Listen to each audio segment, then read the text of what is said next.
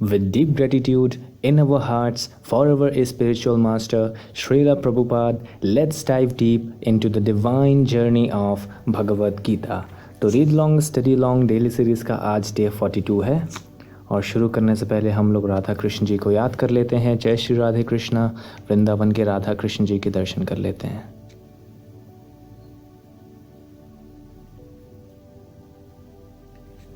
हाँ जी, तो हम लोग चैप्टर 2 पढ़ रहे हैं, अध्याय 2 गीता का सार। और इसमें आज हम लोग एक ही श्लोक पढ़ेंगे क्योंकि लास्ट की कुछ वीडियोस में थोड़ा सा ज़्यादा टाइम लग जा रहा था और हमने आपसे वादा किया था कि हम वीडियो का ड्यूरेशन केवल 5 मिनट ही रखेंगे, इसलिए ये वीडियो थोड़ा सा शॉर्ट रहेगा, जस्ट टू कॉम्पनसेट। तो श्लोक नंबर 15 कुछ इस प्रकार है। यम ही न व्यथयन्ते ते पुरुषम पुरुषर्षभ सम दुःख सुखम धीरम सोमृतत्वाय कल्पते। इसका अर्थ है, हे पुरुष श्रेष्ठ अर्जुन, जो पुरुष सुख तथा दुख में विचलित नहीं होता और इन दोनों में समभाव रहता है, वह निश्चित रूप से मुक्ति के योग्य है। इसका तात्पर्य है,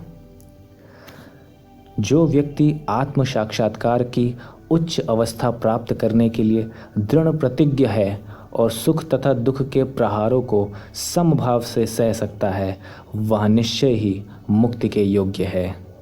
वर्णाश्रम धर्म, अच्छा आपको याद होगा हम लोगों ने डे 23 में वर्णाश्रम धर्म के बारे में देखा था।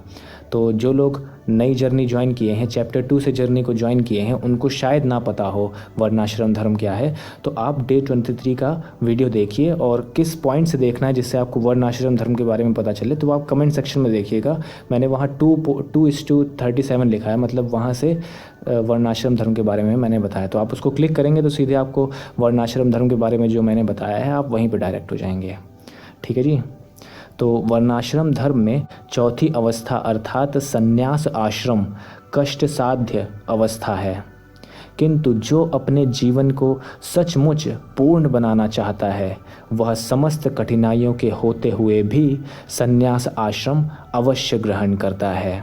ये कठिनाइयाँ पारिवारिक संबंध विच्छेद करने तथा पत्नी और संतान के संबंध तोड़ने के कारण उत्पन्न होती है।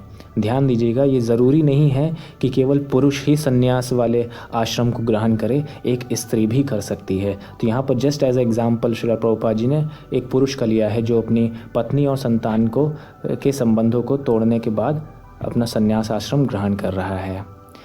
किंतु यदि कोई इन कठिनाइयों को सह लेता है तो उसके आत्म साक्षात्कार का पथ निष्कंटक हो जाता है। अतः अर्जुन को क्षत्रिय धर्म निर्वाह में दृढ़ रहने के लिए कहा जा रहा है, भले ही स्वजनों या अन्य प्रिय व्यक्तियों के साथ युद्ध करना कितना ही दुष्कर क्यों ना हो।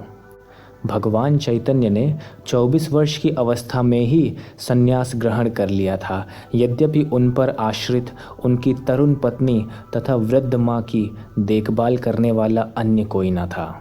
तो भी उच्च आदर्श के लिए उन्होंने संन्यास ग्रहण किया और अपने कर्तव्य पालन में स्थिर बने रहे। भवबंधन से मुक्ति पाने का यही एकमात्र उपाय है। भवबंधन का मतलब होता है cycle of death and birth, तो उसका एज अ वन वर्ड है भवबंधन।